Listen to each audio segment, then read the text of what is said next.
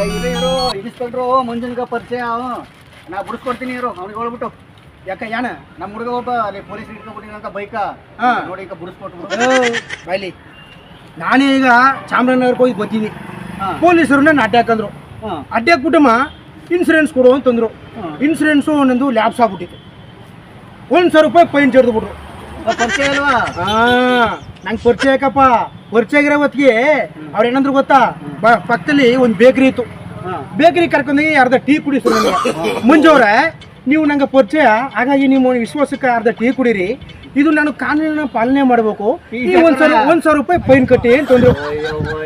ಆಗ ಇನ್ನೊಂದು ಮಾತಂದ್ರು ಅವರು ನನ್ನ ಬೆನ್ ತಟ್ಬಿಟ್ಟು ಮುಂಜಾವ್ರೆ ನೋಡಿ ಈ ಕಾನೂನಿಗೆ ನೀವು 1,000 ರೂಪಾಯಿ ಫೈನ್ ಕಟ್ಟೋಕ್ಕೆ ನೀವು ಇಷ್ಟು ಒಟ್ಟರು ಕತ್ತಿದಾರಲ್ಲ ಯಾರು ಸಾಮಾನ್ಯ ಜನಕ್ಕೆ ಮಹಿಳೆಯರಿಗೆ ಅಥವಾ ಇನ್ನೊಂದು ಮಕ್ಕಳ ಮರಿಗೆ ಯಾರು ಗುದ್ದಿಸ್ಬಿಟ್ಟು ಅವರು ಪ್ರಾಣ ಹೊಂಟಾದ್ರೆ ಅವ್ರ ಕಾಲು ಕೈ ಮುರಿದಾರೆ 5 ರಿಂದ 10 ಲಕ್ಷ ರೂಪಾಯಿ ಕಾಂಪನ್ಸೇಷನ್ ಕೇಳ್ತಾರೆ ಅವ್ರ ಆಮೇಲೆ ನಿಮ್ಗೆ ಕೊಡಬೇಕಾಯ್ತೆ. ಅವ್ರಿಗೆ ಏನು ಹೇಳಿ ಇವ್ನಿಗೆ ಏನೋ ಇಲ್ಲ ಮುಚ್ಚಿಗೆ ಫೋನ್ ಕಟ್ ಮಾಡ್ಬಿಟ್ಟು ಇನ್ಸೂರೆನ್ಸ್ ಮರಿದಾಗ ಇನ್ಸೂರೆನ್ಸ್ ಕಟ್ಟು ಅಂತ ಹೇಳಿ ಅಷ್ಟೇ ಅರ್ಥ ಆಯ್ತಾ.